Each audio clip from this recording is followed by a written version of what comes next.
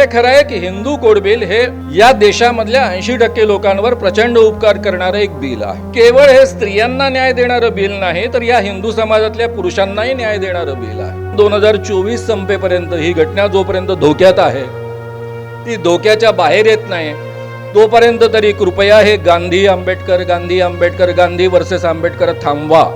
माझे अनेक मित्र जे आयुष्यभर कदाचित कोणत्या तरी एखाद्या जनावराचं मांस कापत राहिले असते,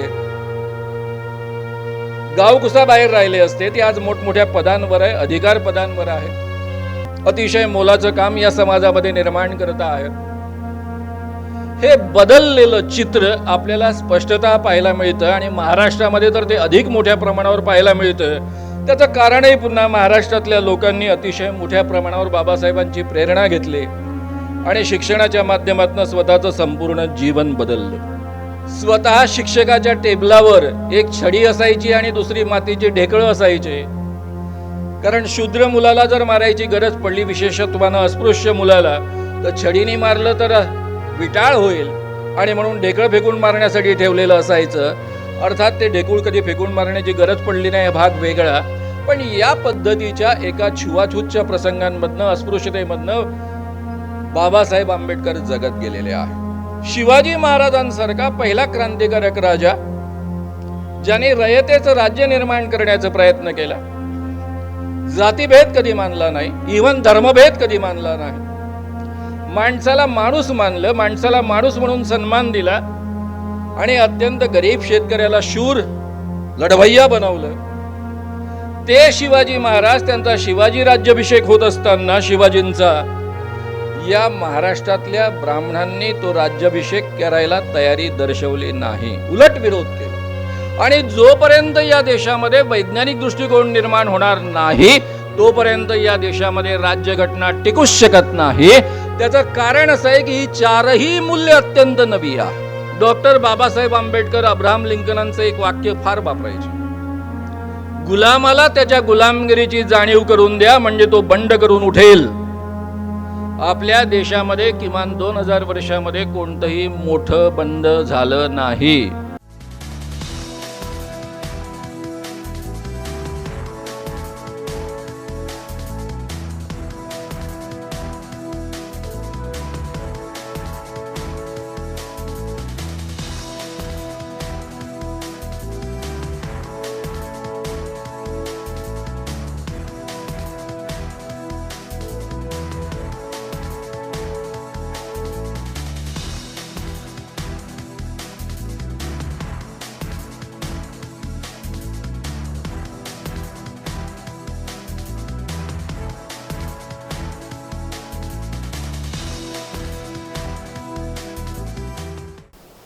एवढा सुंदर कार्यक्रम आपण या ठिकाणी संविधान दिनाच्या निमित्तानं आयोजित केला, त्याबद्दल तुमचं मनापासून अभिनंदन. आणि एवढ्या गंभीर विषयावर एवढ्या मोठ्या संख्येनं तुम्ही या ठिकाणी उपस्थित आहात, त्याबद्दल तुम्हा सगळ्या मित्रमैत्रिणींचंही अभिनंदन. मित्रांनो, आपण मघा उद्घाटनाच्या कार्यक्रमामध्ये आपल्या पुढ्यामध्ये काही शाळकरी मुलांनी संविधानाची प्रस्तावना, उद्देशिका वाचून दाखवली. मी सुरुवात त्यापासून करणार होतो, ती सगळ्यांना नीट माहीत आहे, म्हणून मी फक्त त्यातल्या मूल्यांचा उल्लेख करून पुढे जातो. या संविधानाच्या निमित्तानं भारतीय माणसांना आयुष्यात पहिल्यांदा ही 4 मूल्य लाभली आहेत: समानता, स्वतंत्रता, बंधुता आणि न्याय. यापूर्वी ती भारताच्या इतिहासामध्ये कधी नव्हती, कदाचित जगाच्या इतिहासामध्येही ती कधी नव्हती. आपण जरी असं म्हणत असलो की पूर्वापार यापासून या मूल्यांचा विचार केला जात होता, तरी ज्या अर्थानं या मूल्यांकडे आज आपण पाहतो आहोत, ज्या पद्धतीनं या 4 मूल्यांचा अर्थ आपण समजून घेतो आहोत, तो जगाच्या इतिहासात 20व्या शतकाच्या आधी कधीच नव्हता, हेही आपण समजून घेतलं पाहिजे. आपल्याला असं वाटतं की ही चार मूल्ये आपल्याला सहजतेनं केवळ संविधान सभा बसली आणि त्यांनी आपल्या पुढ्यामध्ये मांडली, इतकं हे सोपं प्रकरण नाही. या देशामध्ये जे स्वतंत्रता आंदोलन सुरू झालं, प्रामुख्यानं टिळकानंतर जेव्हा महात्मा गांधींकडे या आंदोलनाचं नेतृत्व कळत न कळत आलं, तेव्हापासनं या मूल्यांच्या रुजवण्याला खऱ्या अर्थानं सुरुवात झालेली आहे. त्यानंतर सातत्यानं या आंदोलनाच्या दरम्यान या स्वातंत्र्य आंदोलनामध्ये सहभागी होणाऱ्या सगळ्या लोकांनी ही मूल्य निर्माण करण्याचा प्रयत्न केला, रुजवण्याचा प्रयत्न केला आणि त्यातून आपल्याला या पद्धतीची राज्यघटना प्राप्त झालेली आहे.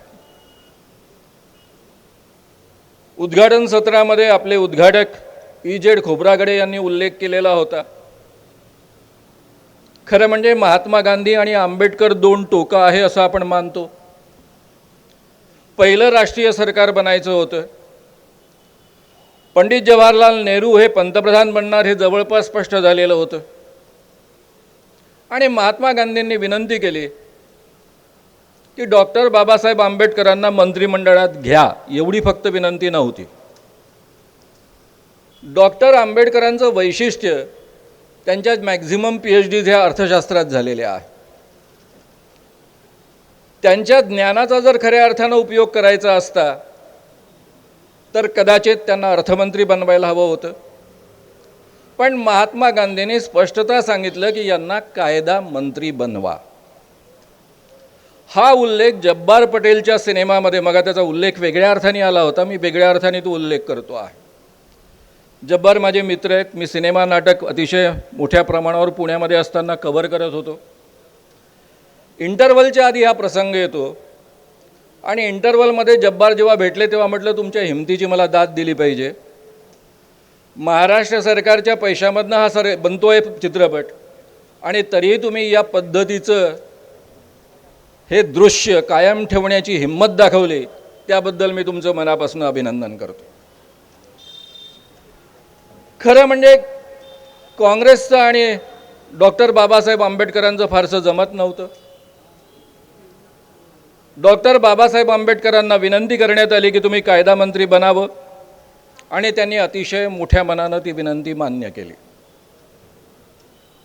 त्यावेळेस त्यांनी माझं काँग्रेससोबत पटत नाही, यांच्यासोबत पटत नाही, गांधीसोबत माझे मतभेद आहे याचा कुठेही त्यांनी विचार केला नाही.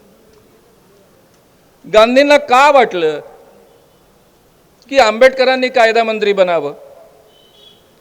कारण संविधान सभा त्याविषयीची चर्चा फार आधीपासून सुरू होती. उद्या जर हे कायदा मंत्री झाले तर घटनेच्या निर्मितीमध्ये कदाचित त्यावेळेस हे स्पष्ट नसेल की ते मसुदा समितीचे अध्यक्ष बनतील, पण घटनेमध्ये अत्यंत मोलाचं कार्य हे करू शकतील. आणि आंबेडकरांचा संबंध आधीच कायद्यांसोबत खूप आलेला होता. इंग्रजांच्या काळात त्यांनी अनेक कायदे केलेले होते आणि त्यामध्ये समानतेचं मूल्य जपणारे कायदे केले होते. प्रत्येक माणसाला अधिकार मिळेल मतदानाचा यासाठी त्यांनी कायदे केलेले होते. ही सगळी माहिती महात्मा गांधींना अतिशय चांगल्या पद्धतीनं होती आणि म्हणून मित्रांनो, डॉक्टर बाबासाहेब आंबेडकरांना अर्थमंत्री नव्हे तर कायदा मंत्री करा असा त्यांनी आग्रह धरला. कारण या देशाची राज्यघटना निर्माण होण्याची प्रक्रिया होती. ऑलरेडी डॉक्टर बाबासाहेब आंबेडकर संविधान समितीवर निवडून आलेले होते. ते जिथून निवडून आले, पाकिस्तान वेगळा झाल्यानंतर स्वाभाविकच ते सगळं पाकिस्तानात गेलं. त्यांना पुन्हा मुंबईवरनं निवडून आणण्यात आलं आणि मग ते मसुदा समितीचे अध्यक्ष झाले आणि या पद्धतीची घटना आपल्याला प्राप्त झाली. मग हिंदू कोड बिलाचा उल्लेख आला की डॉक्टर बाबासाहेब आंबेडकरांनी जो राजीनामा दिला त्यामागची जी काही कारण आहे त्यामध्ये प्रमुख कारण होतं हिंदू कोड बिल. हे खरं आहे की हिंदू कोड बिल हे या देशामधल्या 80% लोकांवर प्रचंड उपकार करणारं एक बिल आहे. मोठ्या जनसमूहाला न्याय देणारं बिल आहे. केवळ हे स्त्रियांना न्याय देणारं बिल नाही तर या हिंदू समाजातल्या पुरुषांनाही न्याय देणारं बिल आहे. आणि हे संमत होत नव्हतं कारण त्यामध्ये अत्यंत महत्त्वाच्या लोकांचा त्यामध्ये विरोध होता आणि कदाचित सरदार वल्लभभाईंचाही सुद्धा विरोध होता. स्वतः काँग्रेसच्या अध्यक्षांचा विरोध होता. राजेंद्र प्रसाद त्याकरता अनुकूल नव्हते. म्हणजे जे मसुदा समितीचे आधीचे अध्यक्ष आणि नंतरचे राष्ट्रपती तेही अनुकूल नव्हते. आणि असं असताना आणि स्वतः पंडित जवाहरलाल नेहरू हे काही निवडून आलेले पंतप्रधान नव्हते आणि म्हणून त्यांनी जरा सबुरीचा सल्ला दिला. पण डॉक्टर बाबासाहेब आंबेडकरांनी राजीनामा दिलाच.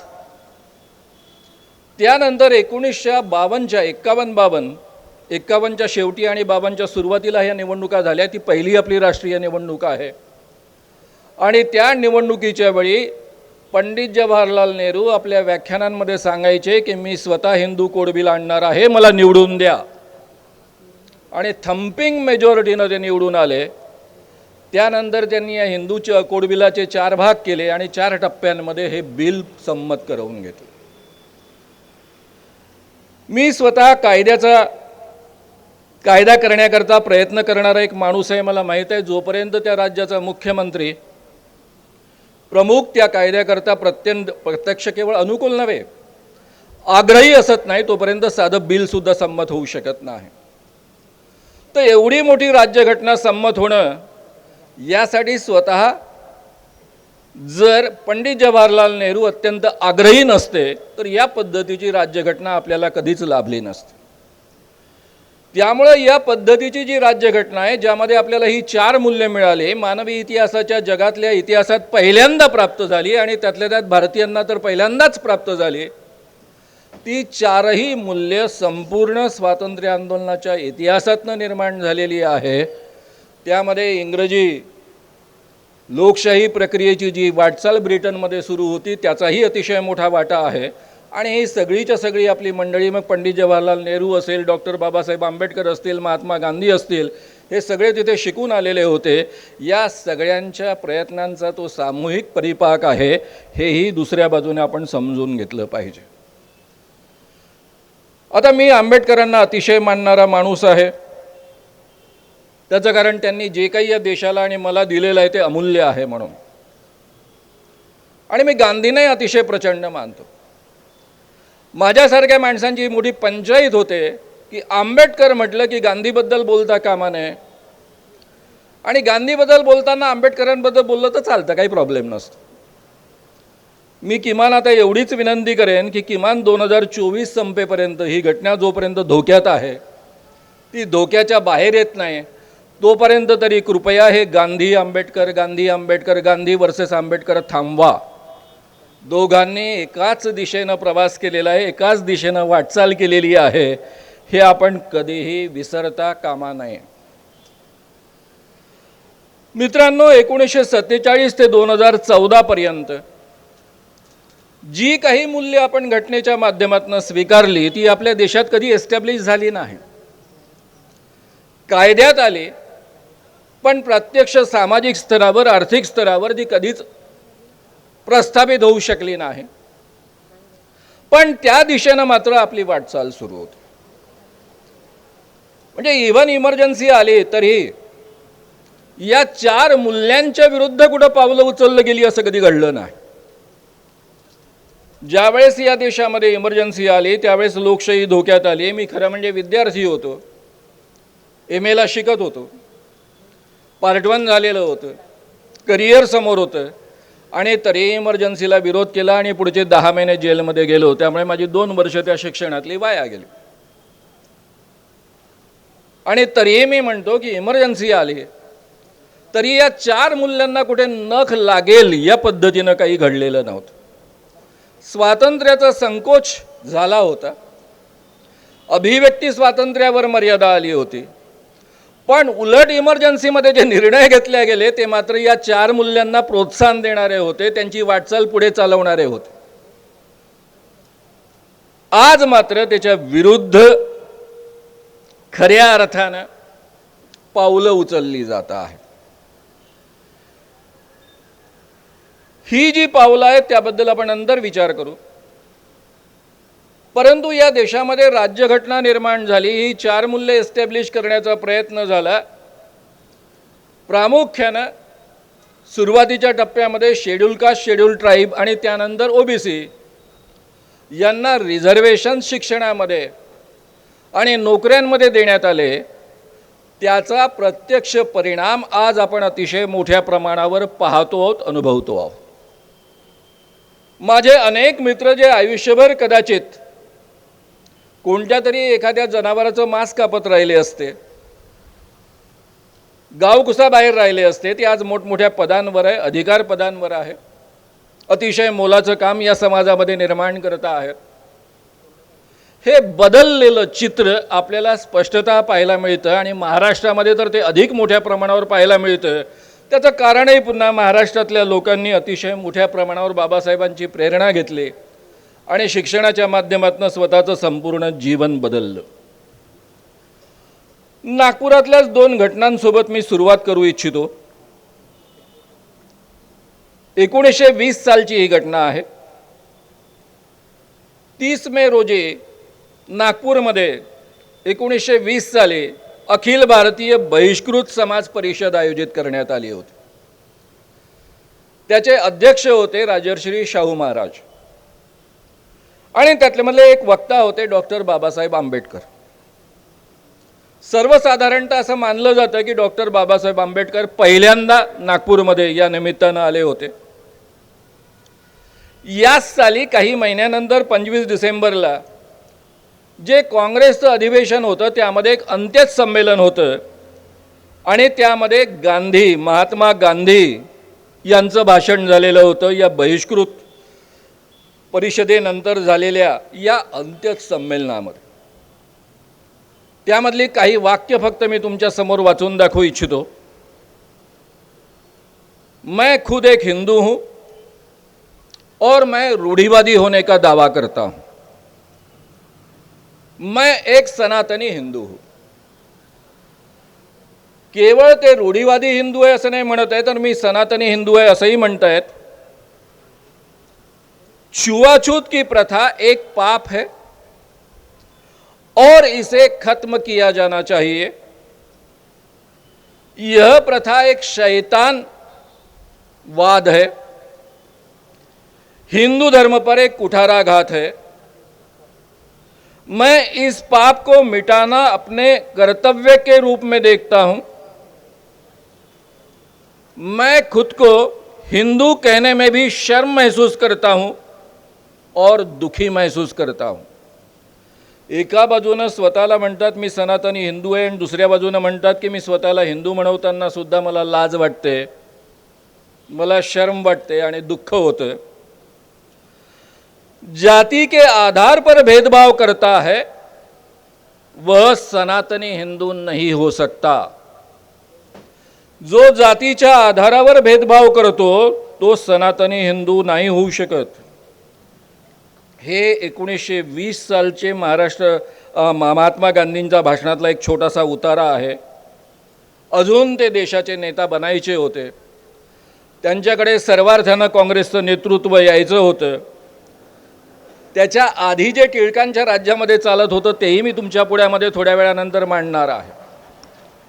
मी नेहमी असं म्हणत असतो की कदाचित काँग्रेसला जर गांधींसारखा नेता मिळाला नसता आणि टिळकांसारख्याच माणसाच्या नेतृत्वाखाली काँग्रेस पुढे काम करत राहिली असते आणि या देशाला स्वातंत्र्य मिळालं असतं तर या पद्धतीची राज्यघटना निर्माण होऊ शकली असती का, याचाही आपण विचार केला पाहिजे. मित्रांनो, त्याचं खरं कारण असं आहे की या देशामध्ये महात्मा गांधींना हा प्रश्न विचारण्यात आला, त्याच ठिकाणी विचारण्यात आला की तुम्ही ज्या पद्धतीने हे मतं मांडता आहात छुआछूतबद्दल, अस्पृश्यतेबद्दल, हिंदू धर्माबद्दल, आमच्या धर्मग्रंथांमध्ये तर वेगळंच सांगितलेलं आहे. मनुस्मृतीमध्ये, भगवद्गीतेमध्ये वेगळं सांगितलेलं आहे. त्यावर महात्मा गांधी असं म्हणतात की जरी गीतेमध्ये आणि भगवद्गीतेमध्ये नाव घेऊन बोलतात, भगवद्गीतेबद्दल बोलणं त्याही काळात आणि आजच्याही काळात किती कठीण आहे याचा तुम्ही अंदाज करू शकता. आणि ज्याला हिंदूचं नेतृत्व करायचं आहे आणि देशाला स्वातंत्र्य मिळवून द्यायचं आहे त्याच्याकरता किती कठीण असेल याचाही विचार तुम्ही करू शकता. आणि ते म्हणतात की भगवद्गीतेमध्ये आणि मनुस्मृतीमध्ये काहीही म्हटलं असलं किंवा इतर वेदांमध्ये आणि धर्मग्रंथांमध्ये काही म्हटलं असलं तरी जे माझ्या सत्सद विवेक बुद्धीला पटत नाही ते मी मान्य करणार नाही, ते मी स्वीकारणार नाही, अशी स्पष्टोक्ती त्याच भाषणामध्ये ते जाहीररित्या लोकांच्या प्रश्नांच्या उत्तरांच्या वेळी देतात.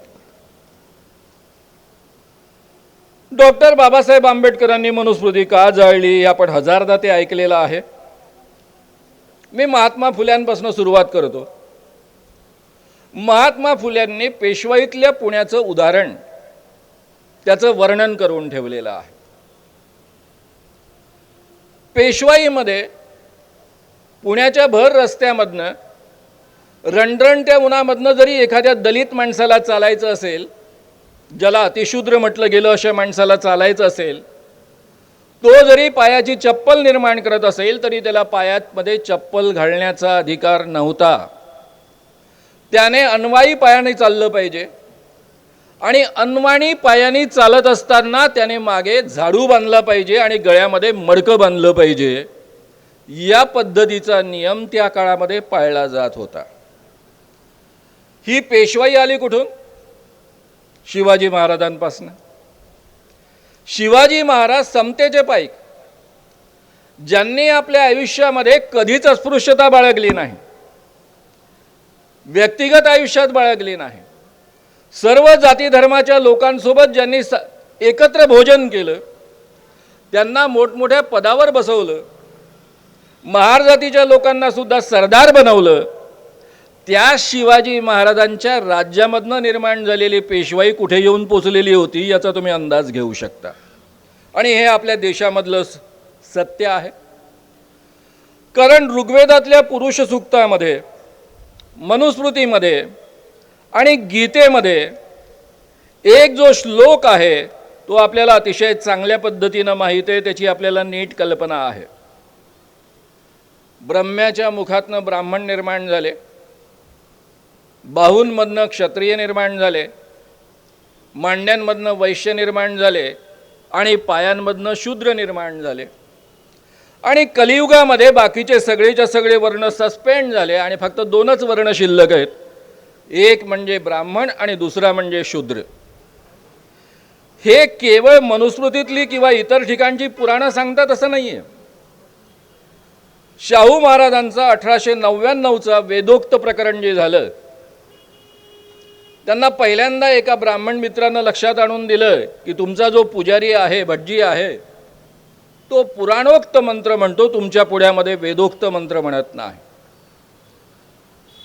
शाहू महाराज तर राजे होते, त्याच्या पदरी जो ब्राह्मण आहे, ज्याला ते नियमित पगार देतात, त्याला विचारलं की तू पुराणोक्त का म्हणतो, वेदोक्त का नाही म्हणत? तर त्यांनी शाहू महाराजांच्या तोंडावर उत्तर दिलं की तुम्हाला वेदोक्त मंत्राचा अधिकार नाही, कारण तुम्ही शूद्र आहात. आणि तिथून हे वेदोक्त प्रकरण सुरू झालं. लोकमान्य टिळक त्यावेळेस अतिशय ॲक्टिव्ह होते. 1999 सालची गोष्ट सांगतोय. त्या काळामध्ये टिळकांनी लिहिलेल्या अग्रलेखांमध्ये एक अग्रलेख आहे, त्यामध्ये ते असं लिहितात की शिवाजीच्या काळामध्ये अपवाद म्हणून जरी शिवाजींना क्षत्रियत्व बहाल करण्यात आलं होतं, तरी त्यानंतर मात्र आता सगळेच्या सगळे एक ब्राह्मण वर्ण आणि बाकी सगळेच्या सगळे शूद्र आहेत.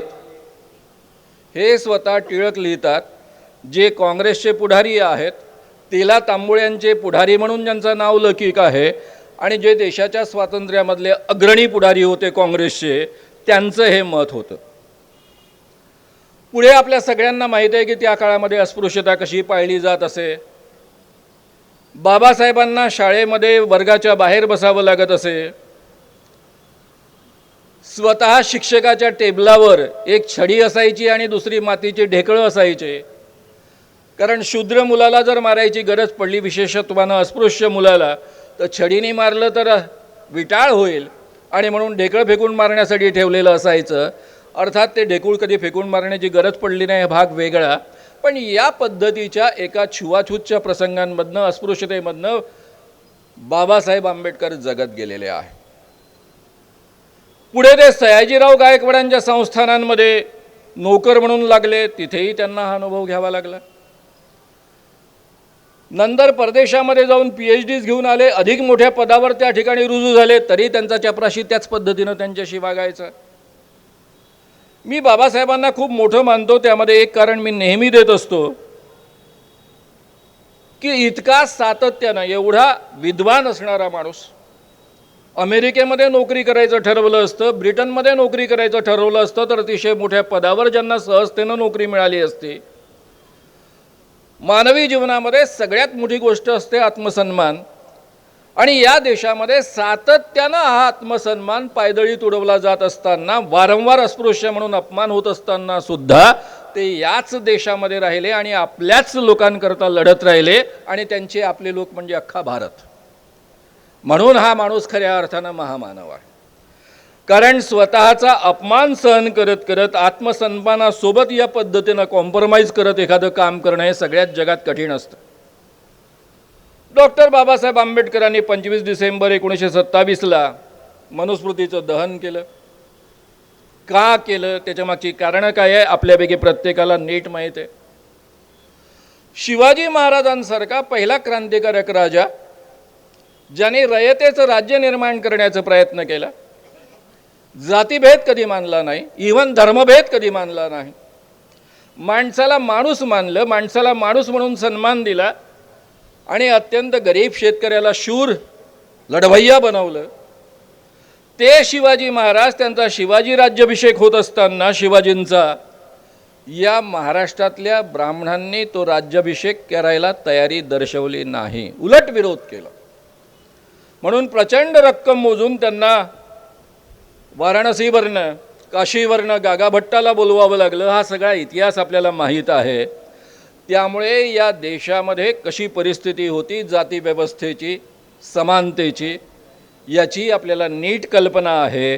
आणि त्या आधारावर पहिल्यांदा आपल्याला ही सगळी समानता, सोशल समानता, सामाजिक समानता, आर्थिक समानता निर्माण व्हावी या दिशेनं आपण प्रयत्न करत जायचं आहे. आणि राजकीय समानता ही पहिल्यांदा आपल्याला प्राप्त झाली. अनेक समाजसुधारकांनी स्वातंत्र्य आंदोलनामध्ये ते सहभागी झाले नाही. मग ते फुले असतील, आगरकर असतील, इव्हन डॉक्टर बाबासाहेब आंबेडकर असतील.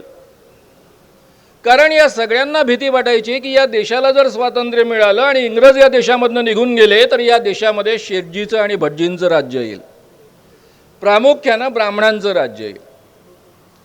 कारण मनुस्मृती म्हणजे ब्राह्मणी धर्म. डॉक्टर बाबासाहेब आंबेडकरांचाच हा शब्द आहे. या देशामध्ये जी राज्यघटना आपण स्वीकारली, ती राज्यघटना आणि त्यासोबत आलेली ही 4 मूल्य भारतीय कल्चरचा, भारतीय व्यवस्थेचा, 2000 वर्षाच्या इतिहासाचा कधीच भाग नव्हता. त्याच्याही विपरीत राज्यघटना आहे. या देशामध्ये कधीच समानता नव्हती, सामाजिक तर नव्हती, आर्थिक सुद्धा नव्हती आणि राजकीय सुद्धा नव्हती. या देशामध्ये कधीच स्वतंत्रता नव्हती. तुम्ही म्हणाल नाही हो, खूप स्वतंत्रता होती, खूप चर्चा चालायची, बरोबर आहे. वेगवेगळ्या विचारधारेचे लोक आपापली मतं मांडायची, पण ते जन्मानं केवळ ब्राह्मण होते. इतरांना हा अधिकार नव्हता. कारण इतरांना वेद वाचण्याचा आणि अभ्यास करण्याचाच अधिकार नव्हता. त्यामुळे या देशामध्ये स्वतंत्रताही नव्हती. बंधुता होती का? आपल्याला म्हणता येईल की काही अंशी होती. पण ती बंधुता कशी होती? ती बंधुता श्रेष्ठ आणि कनिष्ठ माणसामधली होती तशी होती. म्हणजे एक माणूस जो जातीने श्रेष्ठ आहे, दुसऱ्या जातीने कनिष्ठ असणाऱ्या माणसासोबत चांगला वागतो, पण त्याला स्वतःच्या घराच्या उंबरठ्याच्या आत येऊ देत नाही, त्याला कोणाला स्पर्श केलेला चालत नाही, पण त्याला काका म्हणतो, मामा म्हणतो, आजोबा म्हणतो, मामी म्हणतो. या पद्धतीची बंधुता जर बंधुता आहे असं आपल्याला म्हणायचं असेल तर काही अंशी ती भारतामध्ये होती असं म्हणता येईल, पण याला मी बंधुता मानत नाही. पुढे डॉक्टर बाबासाहेब आंबेडकरांनी म्हटलेलंच आहे, जो उल्लेख मगाच्या उद्घाटकांनी आदल्या दिवशीचं भाषण तुम्ही ऐकलं का असा केला, त्यामध्ये स्पष्टता डॉक्टर बाबासाहेब आंबेडकर म्हणतात की ही 4ही मूल्य एकत्र आल्याशिवाय कोणतंच यातलं एक मूल्य स्वतंत्र टिकू शकत नाही. बंधुता नसेल तर समतेला काही अर्थ नाही, आणि समता नसेल तर बंधुता कधी निर्माणच होऊ शकत नाही आणि स्वातंत्र्यालाही काही अर्थ उरत नाही.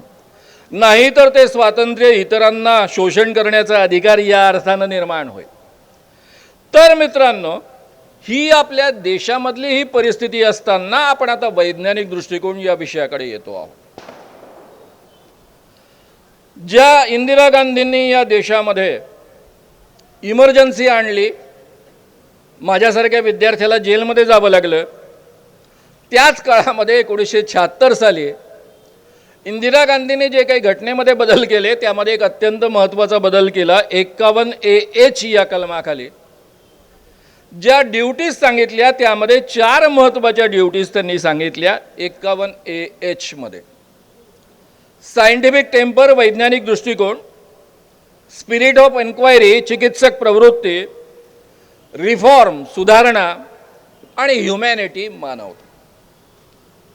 सुरुवातीला जेव्हा ही मूल्य केव्हा मी वाचली तेव्हा माझ्या डोक्यामध्ये पहिला प्रश्न निर्माण झाला की सायंटिफिक टेम्पर वैज्ञानिक दृष्टिकोन सोबत स्पिरिट ऑफ एन्क्वायरी बरोबर आहे. चिकित्सक प्रवृत्ती निर्माण झाल्याशिवाय सायंटिफिक टेम्पर वैज्ञानिक दृष्टिकोन निर्माण होणं शक्य नाही आहे, हे बरोबर आहे. पण ही सुधारणा का सोबत जोडली, याच्या रिफॉर्म जोडता जोडता त्याच्यासोबत ह्युमॅनिटी का जोडली, हा प्रश्न मला खूप पडला होता. आणि त्या प्रश्नाचा उत्तर शोधण्याचा मी प्रयत्न केला आणि मला जे उत्तर मिळालं तेही मी तुमच्यापर्यंत पोहोचवेन. त्याचं कारण आहे मित्रांनो, या देशामध्ये जसं ही 4 मूल्य आपल्याकरता अत्यंत नवी आहेत, त्याच पद्धतीनं वैज्ञानिक दृष्टिकोन सुद्धा या देशामध्ये अत्यंत नवा आहे. जुन्या काळी फार विज्ञान विकसित होतं वगैरे वगैरे, त्याचा आपण घेणारच आहोत आढावा. वैज्ञानिक दृष्टिकोन आणि आपले संस्कार हे परस्पर विरुद्ध आहेत. आपल्या मेंदूमध्ये 2 प्रकारची विचार करण्याची क्षमता आहे. आपल्या मेंदूमधला जो राईट हेमिस्फिअर आहे ते आपल्याला जे सांगितलं जातं ते जसंच्या तसं स्वीकारतं, ज्याला आपण बाबा वाक्यम प्रमाणम म्हणतो त्या पद्धतीनं. हा राईट हेमिस्फिअर आपल्या इमोशनचं पण केंद्र आहे. कल्पना करण्याचं, वेगवेगळ्या कला निर्माण करण्याचं सामर्थ्य आपल्या राईट हेमिस्फिअरमध्ये आहे. पण आपला जो लेफ्ट हेमिस्फिअर आहे, डावा भाग आहे, त्यामध्ये प्रामुख्यानं रिझनिंग करण्याची क्षमता आहे, लॉजिक करण्याची क्षमता आहे, सिंथेसिस करण्याची क्षमता आहे, मॅथमॅटिक्स करण्याची क्षमता आहे. आणि या प्रश्न विचारण्याच्या प्रक्रियेतनंच माणसाची संपूर्ण प्रगती झालेली आहे. इतर प्राण्यांमध्ये आणि माणसांमध्ये काय फरक आहे? 2 लाख वर्षापूर्वी ज्यावेळेस आपण होमोसेपियन्स या नावाने ओळखले जात होतो, किंवा आपण आत्ता नाव दिलं त्यांना, आज जे आपण आहोत ते होमोसेपियन्स आहोत. 2 लाख वर्ष किमान आपला इतिहास आहे होमोसेपियन्स असण्याचा. या काळामध्ये जो माणूस पृथ्वीवर वावरत होता त्याच्याजवळ हत्तीसारखं प्रचंड बळ नव्हतं, वाघासारखे ताकदवान पंजे नव्हते, फक्त विचार करण्याची क्षमता होती, भाषासुद्धा त्याच्याजवळ नव्हती. हा दुबळा असलेला प्राणी, याला सामूहिक कृती करावी लागत होती. प्राण्यांपासून संरक्षण करायचं असेल तरी, शिकार करायची असेल तरी, आणि म्हणून ही सामूहिक कृती करण्यासाठी मदतरूप ठरते. म्हणून माणसामध्ये जी आवाज करण्याची क्षमता आहे त्यातनं त्याने भाषा विकसित केली. भाषा विकसित केल्यामुळं त्याची विचार करण्याची क्षमता वाढली. त्याची विचार करण्याची क्षमता वाढली आणि म्हणून तो अधिक प्रगती करू लागला. त्याच्याजवळ प्रचंड ताकदवान पंजे नाही आहेत, म्हणून त्याने एक काडी घेतली, त्या काडीला अणुकुचीदार दगड बांधला आणि आपल्या हाताची शक्ती भाल्याच्या माध्यमातून वाढवली. डोळ्यांची शक्ती नाही तर त्याने वाळूमधनं काच मिळवले, त्या काचेमधनं दुर्बीण बनवले आणि त्याने डोळ्याची शक्ती वाढवली. या पद्धतीनं या निसर्गामध्ये जे आहे त्याचा वापर करून माणसानं आपल्या या प्रश्नाचं उत्तर शोधण्याच्या प्रक्रियेमधनं हे जे रिझनिंग करण्याची आणि लॉजिक करण्याची त्याची क्षमता आहे त्या माध्यमातून ही संपूर्ण मानवजातीची प्रगती झालेली आहे. आणि असं असताना आपल्या देशामध्ये संस्कार काय केला जातो? लहानपणापासून तुम्हाला मला सांगितलं जातं, आपण कोणत्याही धर्मामध्ये जन्माला आलो तरी जे तुम्हाला सांगितलं जातं ते ऐका. बुद्ध म्हणतो ते ऐका, डॉक्टर बाबासाहेब म्हणतात ते प्रचंड विद्वान होते, ते म्हणतात ते ऐका. वेद म्हणतात ते ऐका, गुरुजी म्हणतात ते ऐका. कोणीतरी मोठा माणूस सांगतो ते जसंच्या तसं स्वीकारा. या देशामध्ये वेद नाकारणं म्हणजे नास्तिक मानलं जात असे त्या काळामध्ये. त्याही परंपरा होत्या, पण त्या परंपरा पुढे टिकू देण्यात आल्या नाही, त्या नष्ट करण्यात आल्या. त्यामुळं लहानपणापासून तुमच्या माझ्या जीवनाचा उद्देश काय आहे तर मोक्ष मिळवणं. आणि मोक्ष कुणाला प्राप्त होतो तर जो श्रद्धा ठेवतो, जो खऱ्या अर्थानं शंका कुशंका करत बसत नाही, मोठ्यांनी सांगितलं ते निमूटपणे ऐकतो, गुरुची आज्ञा निमूटपणे पाळतो, त्याच माणसाला मोक्ष प्राप्त होतो, त्याच माणसाला देवप्राप्ती होते. आणि मानवी जीवनाचा हा मूळ उद्देश आहे. त्यामुळे मित्रांनो, आपल्या देशामध्ये लहानपणापासून तुम्हाला मला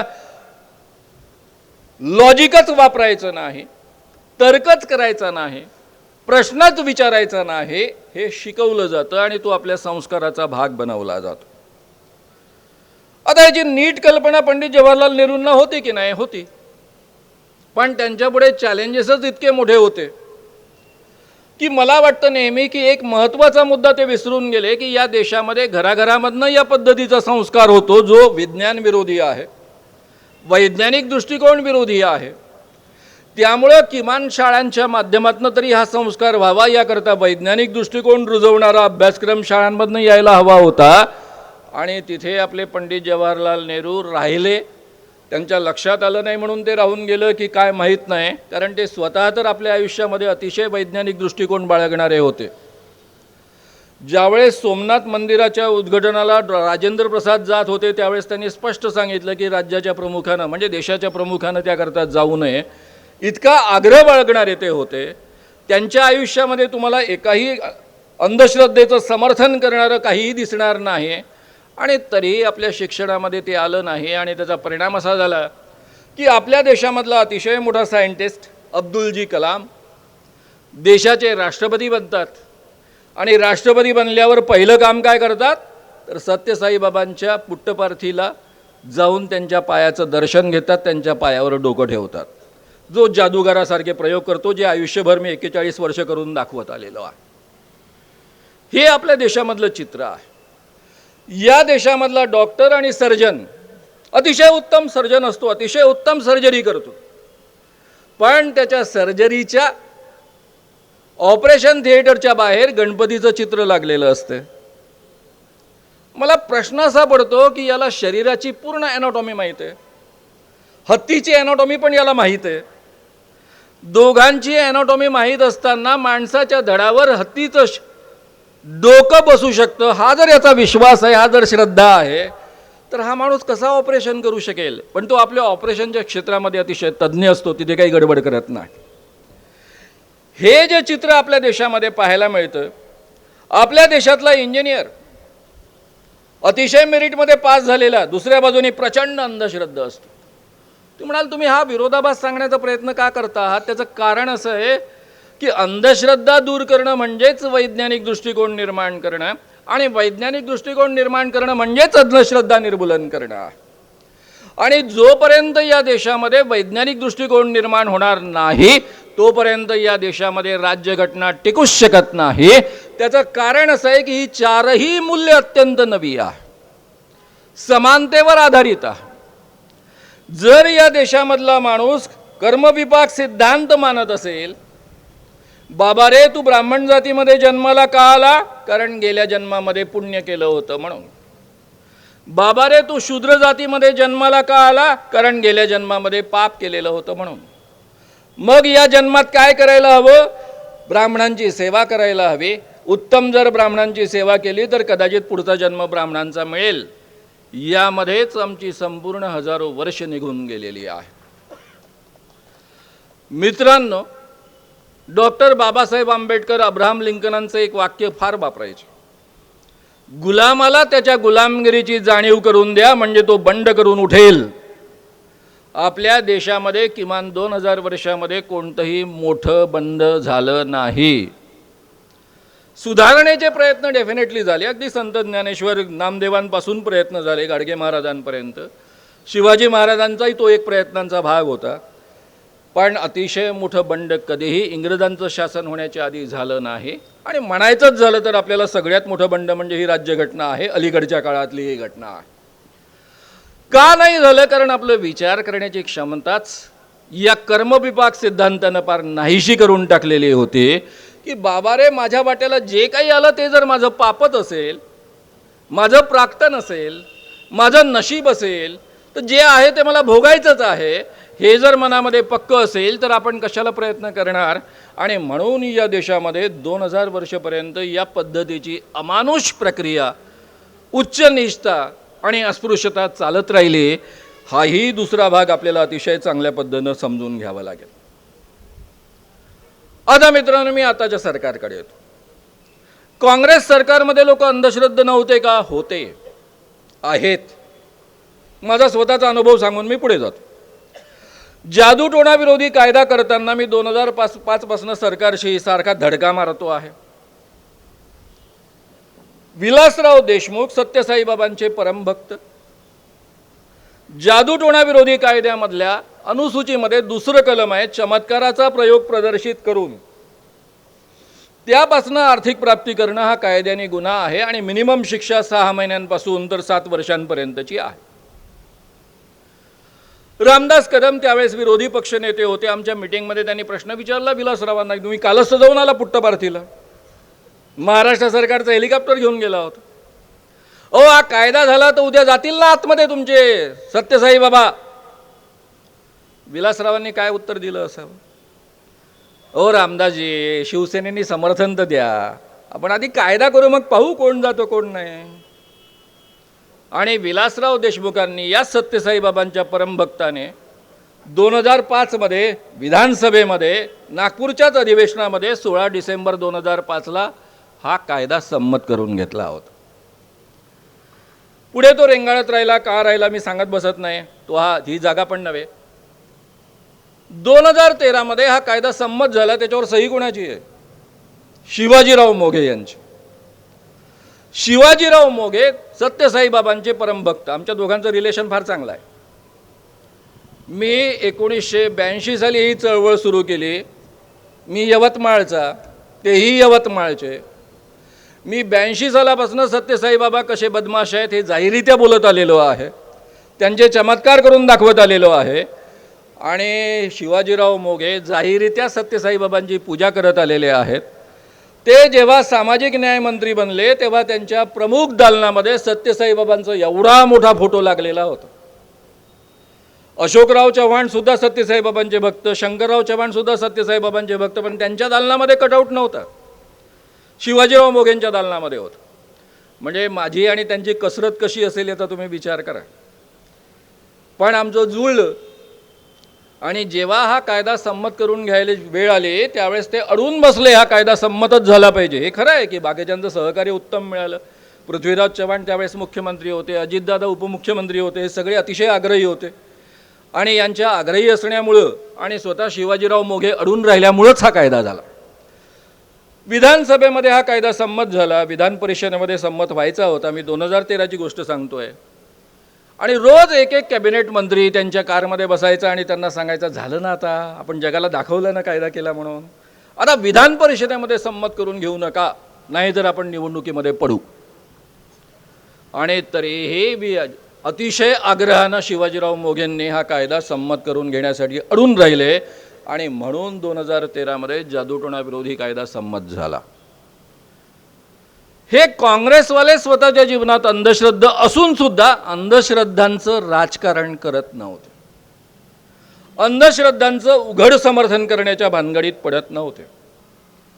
41 सालापासून आतापर्यंत मी जेव्हा जेव्हा तक्रारी केल्या आणि कायद्यामध्ये बसणाऱ्या तक्रारी होत्या त्यावेळेस काँग्रेस सरकारमधल्या सगळ्या पोलिसांनी ॲक्शन्स घेतलेल्या आहेत आणि त्यांना जेलमध्ये पाठवलेलं आहे. 2014-15 मध्ये महाराष्ट्र सरकार बदललं. माझ्याच मित्राचा मुलगा, कारण मी जेलमधनं सुटल्यानंतर नागपुरात पुढच्या शिक्षणाकरता आलो, त्यावेळेस गंगाधरराव फडणवीसांसोबत माझी फार चांगली मैत्री झाली. उमेश बाबू चौबे आमचे सहकारी आणि ते अतिशय जवळचे मित्र होते. मी त्यांचा मित्र झालो. ते मला बरोबरीच्या नात्यानं वागवायचे. त्यामुळे त्यांचा मुलगा जेव्हा महाराष्ट्राचा मुख्यमंत्री झाला तेव्हा मला मनापासून आनंद झाला. कितीही म्हटलं तरी विचार वेगळे असले तरी मित्राचा मुलगा असं मला वाटत होतं. साहेब त्यांच्या राज्यामध्ये जादूटोणा विरोधी कायदा कागद बनला. एवढंच नव्हे, अलीकडचं उदाहरण तुम्हा सगळ्यांना माहिती आहे. हा धीरेंद्र कृष्ण महाराज जेव्हा प्रत्यक्ष नागपूरमध्ये आला त्याने जादूटोण्याविरोधी कायद्याचं वारंवार उल्लंघन केलं. Drugs and magic remedies act 1954 हा केंद्राचा कायदा आहे, त्याचंही उल्लंघन केलं. मी स्वतः जादूटोणा विरोधी कायदा जो आहे त्याच्या समितीचा सहअध्यक्ष आहे. कॅबिनेट मंत्री त्याचे अध्यक्ष असतात, राज्यमंत्री त्याचे उपाध्यक्ष असतात. आणि जेव्हापासून हा कायदा झाला आणि कमिटी बनली तेव्हापासून आहे. महाराष्ट्रातल्या सगळ्या पोलीस अधिकाऱ्यांचं ट्रेनिंग मी केलेलं आहे. आणि मी स्वतः सांगतोय, लेखी देतोय, लेटर हेडवर देतोय की कायदा कुठे कुठे लागू होतो. आणि आपल्या नागपूरचे पोलीस कमिशनर जाहीररित्या सांगतात की कायदा लागूच होत नाही. बरं, बोलताना ते म्हणतात अंधश्रद्धा निर्मूलन कायदा लागू होत नाही. अंधश्रद्धा निर्मूलन हा शब्द पूर्ण कायद्यामध्ये कुठेच नाही आहे. अंधविश्वास हा शब्द सुद्धा नाही आहे. आणि वरून म्हणतात ड्रग्ज अँड कॉस्मेटिक ॲक्ट पण लागू होत नाही. ड्रग्ज अँड कॉस्मेटिक ॲक्ट नाही, ड्रग्ज अँड मॅजिक रेमेडीज ॲक्टची प्रत मी स्वतः त्यांच्या हातामध्ये सोपवलेली आहे. जो IPS अधिकारी, हे IPS अधिकारी आहे कमिशनर, असं बोलतात म्हणजे त्यांनी किती या कायद्याचा अभ्यास करून या पद्धतीची ॲक्शन न घ्यायचं ठरवलं असेल याचा तुम्ही अंदाज करू शकता. हा अनुभव मी पहिल्यांदा घेतला. काँग्रेसवाल्यांच्या काळामध्ये असा अनुभव मला कधी आला नव्हता. काँग्रेसवाले अंधश्रद्धा असतात, बाबांच्या पायावर डोकं ठेवायला जातात, पण त्याच बाबांवर आम्ही ॲक्शन घ्यायला लागल्यानंतर यांचा कधीही पोलीस अधिकाऱ्यांना फोन जात नाही की ॲक्शन घेऊ नका म्हणून. एकदाच झालं होतं तर मी त्यांच्याच विरुद्ध आंदोलन करतो असं म्हटल्यानंतर त्यांनी ताबडतोब स्वतःच फोन केला आणि पोलिसांना ॲक्शन घ्यायला लावली. फक्त एक अपवाद होता, तोही अमरावतीच्या तसरेंचा होता. ते उपाध्यक्ष होते विधानसभेचे. सांगण्याचं तात्पर्य असं, आपल्या नागपूरमध्ये अतिशय महत्त्वाचा एक कार्यक्रम झाला, त्याला म्हणतो आपण इंडियन सायन्स काँग्रेस भरली होती. तिथले 2 प्रसंग फक्त मी सांगून पुढे जातो. मी ती मोठ्या इमानदारीनं अटेंड केली. जमेल तेवढे सेशन्स अटेंड केले. तेवढ्याकरता मी मुंबईवरनं इतके दिवस राहायला आलो. आणि म्हणूनच तो धीरेंद्र कृष्ण महाराजांना मला हातही लावावा लागला, कारण मी नागपुरात होतो आणि त्याचं आगमन इथे झालेलं होतं. आणि नागपूरचं हे वैशिष्ट्य होतं की अशा बाबांना हकलून लावणं, पोलखोल शहर म्हणूनच नागपूरची प्रसिद्धी आपण निर्माण केलेली आहे. इंडियन सायन्स काँग्रेसमध्ये कॅन्सरनी माणूस मरू नये म्हणून काय काय करावं असं एक तिथला मोठा डॉक्टर सांगतो. आणि शेवटी म्हणतो आखिर में नसीब में होता है वही होता है. अरे बाबा, बर नसीब में होता है वही होता है तो इतना सब कुछ बोलते क्यों हो? ये करो वो करो वो करो वो करो, करने की क्या आवश्यकता है? एक गृहस्थ सांगत होते की आमचं वैद्यकीय ज्ञान किती प्रगत होतं.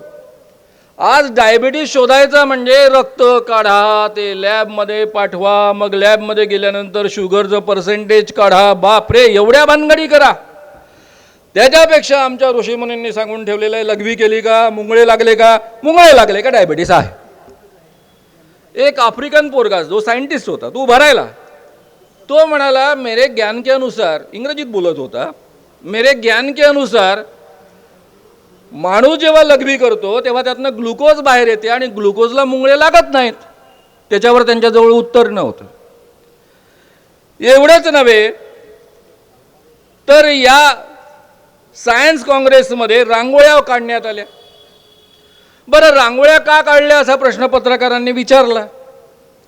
त्याचं साधं उत्तर होतं की लोकांना प्रसन्न वाटावं, मनाला प्रसन्न वाटावं, आपली परंपरा आहे म्हणून मी रांगोळ्या काढल्या. तर आपल्या केंद्रीय मंत्र्यांच्या पत्नी असं उत्तर देतात, दुष्ट शक्तींचा शिरकाव या इंडियन सायन्स काँग्रेसमध्ये होऊ नये म्हणून आम्ही रांगोळ्या काढल्या. इंडियन सायन्स काँग्रेस भारत सरकारने आयोजित केलेली आणि दुष्ट शक्तींचा प्रवेश होऊ नये म्हणून त्या ठिकाणी रांगोळ्या काढलेल्या. शेवटचा समारोप वुमन एम्पॉवरमेंट ही याची थीम होती. महिला सशक्तीकरण आणि सगळ्यांना हळदी कुंकू लावण्यात आलं. पत्रकारांनी प्रश्न विचारला की तुम्ही हळदी कुंकू कसं लावता. हे काय वुमन एम्पॉवरमेंट आहे का? उत्तर देण्यात आलं, हो ही आमची संस्कृती आहे, आम्ही तर सगळ्यांनाच हळदी कुंकू लावतो, विधवांना सुद्धा लावतो. मग ही क्रांती नाही काय? मग पुरुषांना पण लावा ना, अधिक क्रांती करा ना, कारण समता तर हे घटनेचं तत्व आहे. म्हणजे आपण काय करतो, कसं करतो याचा काही धरबंध नाही. धीरेंद्र कृष्ण महाराजांची काही वाक्य मला तुम्हाला छानपैकी ऐकवायची आहेत. फार मस्त वाक्य आहेत. म्हणून तो म्हणतो, सुभाष बाबू कहते थे, धीरेंद्र कृष्ण महाराज, सुभाष बाबू म्हणजे आपले सुभाषचंद्र बोस.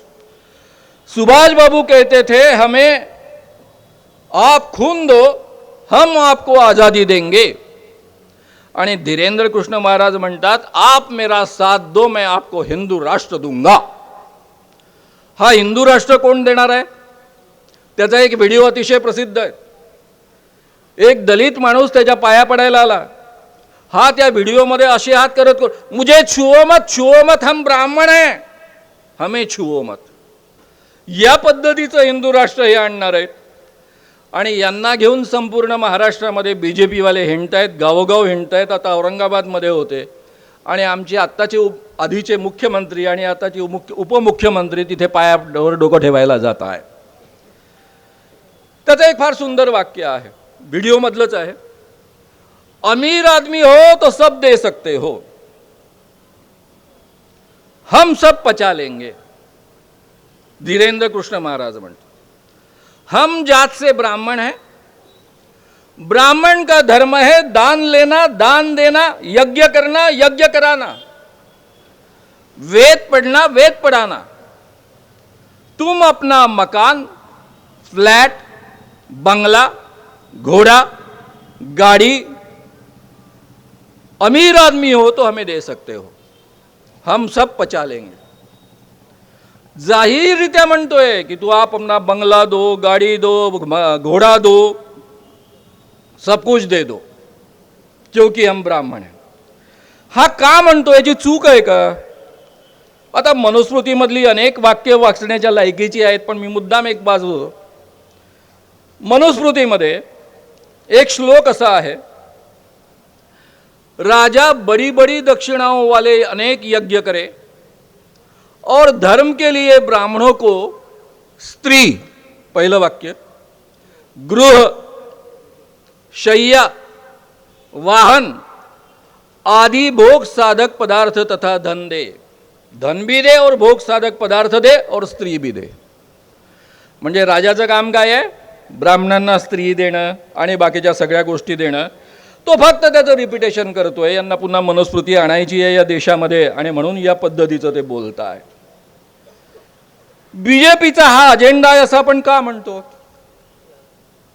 हिंदू राष्ट्र म्हणजे मनुस्मृतीचं राज्य. हिंदू राष्ट्र घटनेची ही 4 मूल्य उखडल्याशिवाय येऊ शकत नाही. कारण हिंदू राष्ट्र म्हणजे जाती व्यवस्थेचं राष्ट्र, स्पृश्य अस्पृश्याचं राज्य.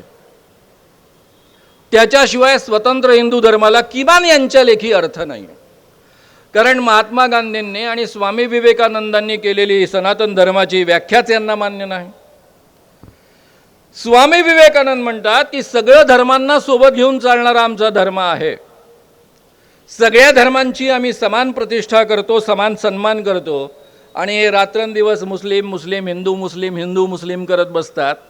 तर यांना विवेकानंदांची व्याख्या मान्य नाही आणि महात्मा गांधींची व्याख्या मान्य नाही. BJP किती चपकलपणे आपला अजेंडा पेरता आहे. त्याची सुरुवात आज नाही झाली, 2002 सालीच झाली. 2002 साली ज्योतिषशास्त्र हे शास्त्र म्हणून विद्यापीठांमध्ये विराजमान झालं. आमचे अंधश्रद्धा शिरोमणी श्रीकांत जिचकार यांचं एक विद्यापीठ आहे, तिथे आधीपासून ते सुरू होतं, पण ते अधिकृत विद्यापीठ नव्हतं, प्रतिष्ठित विद्यापीठ नव्हतं. जेव्हा 2002 साली नागपूर विद्यापीठाने निर्णय घेतला की हा BAचा अभ्यासक्रम आणि MAचा अभ्यासक्रम जो आहे ज्योतिषशास्त्राचा तो आपल्या विद्यापीठात सुरू करायचा, त्यावेळेस आपण संपूर्ण विदर्भामध्ये 45 कार्यक्रम घेतले. जाहीररित्या आव्हान टाकलं, नावं घेऊन घेऊन आव्हानं टाकले की ज्योतिषशास्त्र हे सिद्ध करा आणि नंतरचा अभ्यासक्रम आणा. आणि म्हणून नागपूर विद्यापीठामध्ये तो अभ्यासक्रम आला नाही, नाही तर तेव्हाच तो आपल्या बोकांडीमध्ये बसला असता. ज्योतिषशास्त्रावरचा विश्वास म्हणजे नशिबावरचा विश्वास. अरे नशीब आधी ठरलं असेल तर ज्योतिष सांगता येईल ना. नशीब जर आधी ठरलेलंच नसेल तर ज्योतिष कसं सांगता येईल. ज्योतिषशास्त्रावरचा विश्वास म्हणजे नशिबावरचा विश्वास. नशिबावरचा विश्वास म्हणजेच मनुस्मृतीवरचा विश्वास.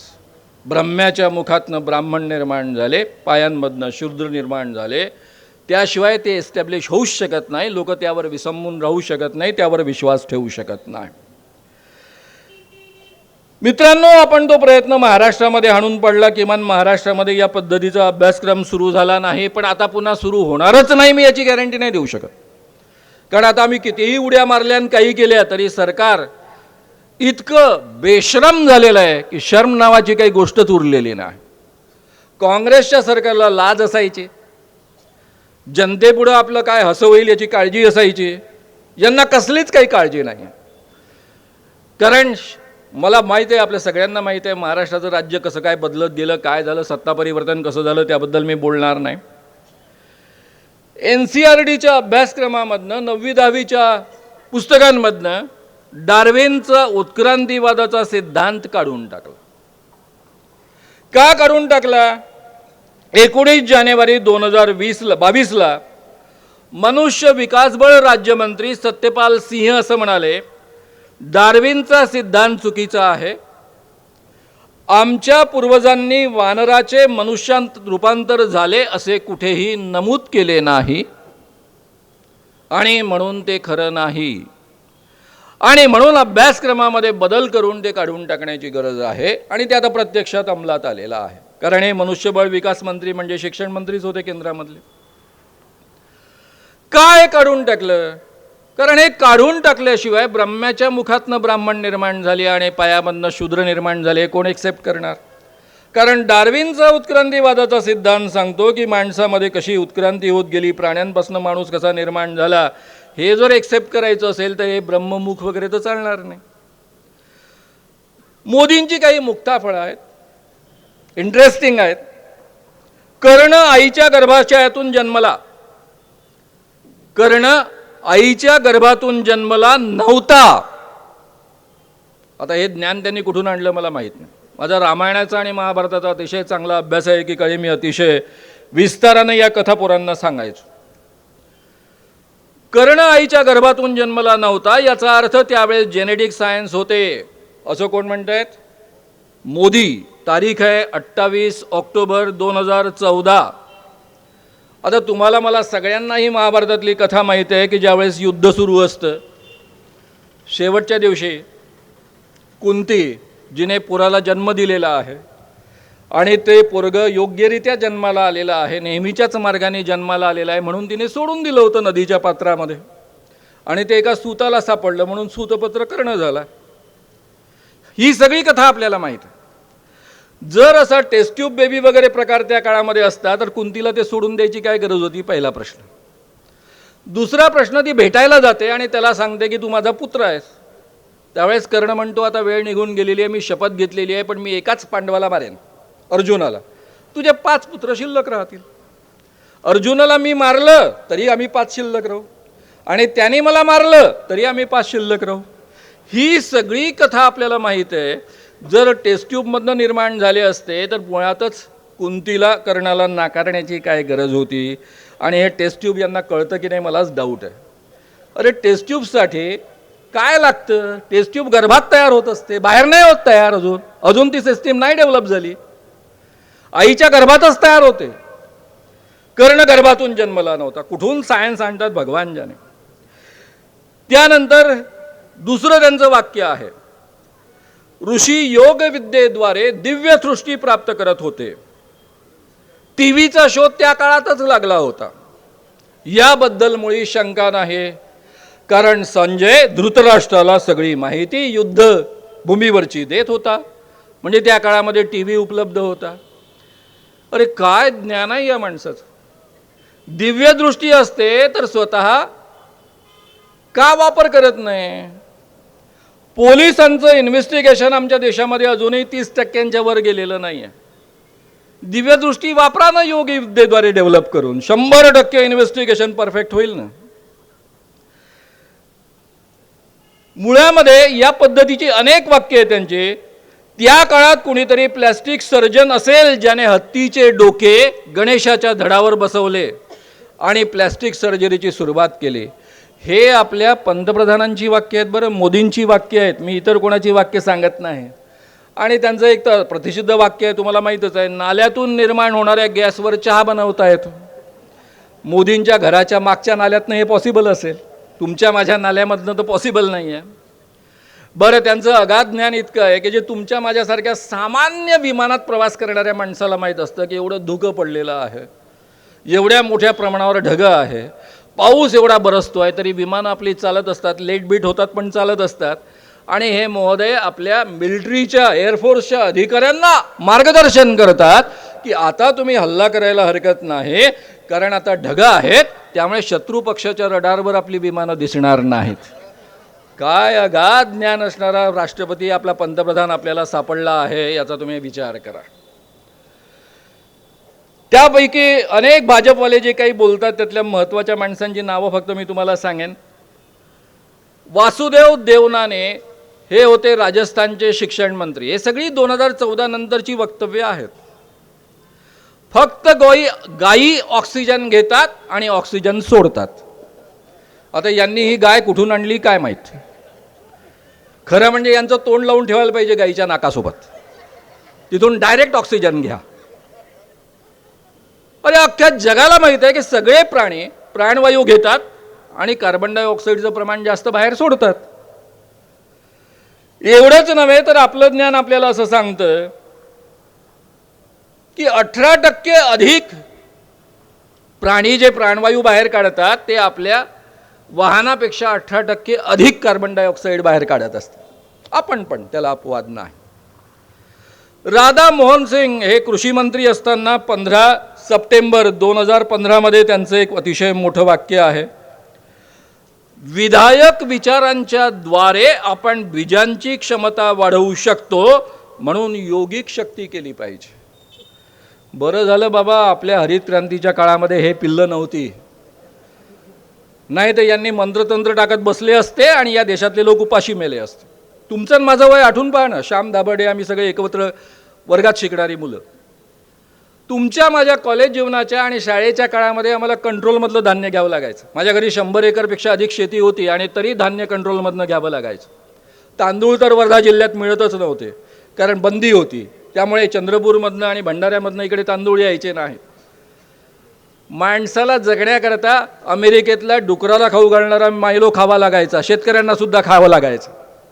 तिथपासून आज आपण सरप्लस धान्यापर्यंत जाऊन पोचलो. ज्या शरद पवारांना आपण सारखे शिव्या घालतो ते शरद पवार 10 वर्षे देशाचे कृषी मंत्री होते आणि या देशाची लोकसंख्या त्याच्या तिप्पट जाऊन पोचली आणि तरीही आपण सरप्लस धान्य निर्माण करू शकलो आणि ते साठवून ठेवू शकलो. ही आपल्या देशामधली वस्तुस्थिती आहे. आणि हे म्हणतायत की विधायक विचारांच्या माधून योगा त्याच्यावर टाकून मंत्र टाकून आपण मस्त त्याची शक्ती वाढवू शकतो. लाखो वर्षापूर्वी ऋषी कनाद यांनी न्यूक्लिअर टेस्ट घेतली होती. आपलं विज्ञानाचं ज्ञान परिपूर्ण होतं, त्यात काही कमतरता नव्हती असं रमेश पोखरियाल म्हणतात. कोविडमध्ये 50 मिलीमीटर गोमूत्र आणि 100 मिलीमीटर पाणी असं टाकून घेतलं की कोविड होत नाही असं म्हणणारे अर्जुन राम मेघवाल हेही केंद्रीय मंत्री आहेत. अशी यांची कितीतरी मुक्ताफळं आहेत. मी जेवढा वेळ सांगत जाईल तितका वेळ तुमचा माझा जाईल आणि मला आता संपवायची वेळ आली आहे म्हणून मी आता थांबणार आहे. मित्रांनो, या पद्धतीनं या देशामध्ये हे अंधश्रद्धा मुद्दाम पेरण्याचं काम करतात. अंधश्रद्धा मुद्दाम पेरतील या पद्धतीच्या बाबांना घेऊन ते हिंडतात, त्यांना प्रतिष्ठा देतात, त्यांना उघडपणे लोकांना लुबाडण्याची, लोकांचं शोषण करण्याची संधी देतात, त्याला सपोर्ट करतात. ही या देशामधली वस्तुस्थिती आहे. या देशामध्ये जर या 4 मूल्यांच्या दिशेनं, घटनेमधनं स्वीकारलेल्या या 4 मूल्यांच्या दिशेनं वाटचाल व्हायची असेल तर सर्वसामान्य माणसांच्या मनामध्ये जोपर्यंत वैज्ञानिक दृष्टिकोन निर्माण होत नाही, जोपर्यंत तो स्वीकारत नाही, तोपर्यंत मनापासून ही 4 मूल्य तो स्वीकारूही शकणार नाही आणि ती टिकण्याकरता आटोकाट प्रयत्नही करणार नाही. खरं म्हणजे या क्षेत्रामध्ये किती सुंदर काम बाकी लोकांनी केलं याचं एक उदाहरण देऊन फक्त मी थांबणार आहे. आपल्या मोदी साहेबांचं ज्ञान किती वगैरे, त्यांच्या डिग्र्या किती सगळ्यांना माहिती आहे, मी सांगण्याची गरज नाही. MA वगैरे काहीतरी आहे, BA वगैरे आहे, त्यांचा एकही सहाध्यायी विद्यार्थी सापडत नाही. आपले मात्र ठाकोडा जागोजाग सापडतात. एक अतिशय एकही वर्ग न शिकलेल्या माणसाचं उदाहरण मी तुमच्या पुढ्यात सांगणार आहे. त्याचं नाव आहे गाडगे महाराज. गाडगे महाराज लोकांचं प्रबोधन करताना काय म्हणायचे? अरे तू कोण वय रे? मी बामण वय. तू कोण वय रे? मी मराठा वय. तू कोण वय रे? मी माळी वय. तू कोण वय रे? मी महार आहे. गाडगे महाराज म्हणायचे, अरे तू बामण, मला वाटलं तुले 4 डोळे असन. तू मराठा, मला वाटलं तुले 3 डोळे असन. अरे तू तर माळी, मग तुले किमान 3 हात असन. अरे सारेले 2च हात, 2च पाय, 2च डोळे, 1च नाक. देवाले जर जाती निर्माण करायच्या असत्या तर सगळ्याला अलग अलग अवयव नसते दिले का? अरे साऱ्याले जर एकच आहे, सारखेच अवयव आहे, साऱ्याचा जन्म एकाच मार्गाने होतो, म्हणजे ब्रह्म्याच्या मुखातनं ब्राह्मण जन्माला येऊ शकत नाही असं म्हणतात ते. ब्रह्म्याच्या मुखातनं ब्राह्मण जन्माला आले आणि पायामधनं जर खऱ्या अर्थानं शूद्र जन्माला आले तर ज्योतिबा फुले प्रश्न विचारतात, फार महत्त्वाचा प्रश्न विचारतात. ज्या गर्भाशयामधनं मुलांचा जन्म होतो तो गर्भाशय 4 दिवस विटाळायला जातं, म्हणजे गर्भाशय विटाळायला जात नसते, पण ती आपली प्रथा आहे. तर ज्योतिबा फुले विचारायचे की महिन्यातनं ब्रह्मदेव जर 4 ठिकाणावरनं मुलं जन्माला येत होती तर 16 दिवस काय विटाळायला जायचे काय? असा प्रश्न विचारणारे महात्मा फुले, त्यांच्याबद्दल चांगली माहिती होती यांना. मग ते म्हणायचे, अरे या जाती देवानं नाही निर्माण केल्या, या जाती माणसानं निर्माण केल्या. आजपासनं तुम्हाला कोणी विचारलं की तुम्ही कोण वय तर काय सांगान? मी माणूस वय, मी माणूस वय, हे सांगणारे गाडगे महाराज. गाडगे महाराज, का रे देवाले धोतर नेसवता का नाही? लोक म्हणायचे, हो जी. काहून देवाले स्वतःचं धोतर स्वतः नाही नेसतायत काय? नाही जी, नाही नेसतायत. अरे वा रे वा तुमचा देव. ज्या देवाले स्वतःचं धोतर नाही नेसतायत तो तुम्हाला काय नेसवणार रे? आणि मग शेवटी असे अनेक आर्ग्युमेंट्स केल्यानंतर ते म्हणायचे, अरे देवळात देव नसते, देव माणसाच्या मनात असते. दुसऱ्या माणसात देवाले पहाव, देवाले दुसऱ्या माणसात पहाव. देवाची सेवा करणं म्हणजे माणसाची सेवा करणं होय, माणसाची सेवा करणं म्हणजे देवाची सेवा करणं होय. हे शिकवणारे गाडगे महाराज खऱ्या अर्थानं वैज्ञानिक दृष्टिकोन रुजवणारे माणसं आहेत. हे आपले स्वतःला शिकलेले तथाकथित समजतात, हे अंधश्रद्धा पेरणारे लोक आहेत. आणि मित्रांनो, आपल्याला जर या देशामध्ये खऱ्या अर्थानं आपली घटना एस्टॅब्लिश करायची असेल तर आपल्या हातामध्ये फक्त एक संधी आहे 2024ची. यांना जर उखडून फेकलं नाही तर या देशामध्ये हुकुमशाही आल्याशिवाय दुसरं काहीही होणार नाही. कारण ऑलरेडी वेदोक्त मंत्रांच्या माध्यमातून स्वतःला त्यांनी राज्याभिषेक करून घेतलेला आहे.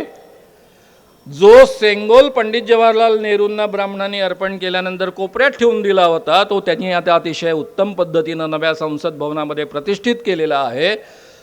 जो चक्रवर्ती राजांना हस्तांतरण करत असताना दिला जात असे, म्हणजे त्यांनी जाहीररित्या सांगून टाकलं की मी चक्रवर्ती राजा आता बनणार आहे.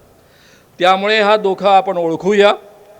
आणि जर स्वतःला आपण खऱ्या अर्थानं आंबेडकरवादी म्हणत असू, आंबेडकरांचे विचार मांडणारे असू, तर आपण हा धोका ओळखून यांना यांची जागा दाखवून देऊया. आणि जे समतेचे पाईक असतील, समतेचं समर्थन करणारे असतील, त्यांच्या मागे भक्कमपणे उभे राहूया, एवढं कळकळीचं आवाहन करून मी या ठिकाणी थांबतो. धन्यवाद, धन्यवाद, धन्यवाद.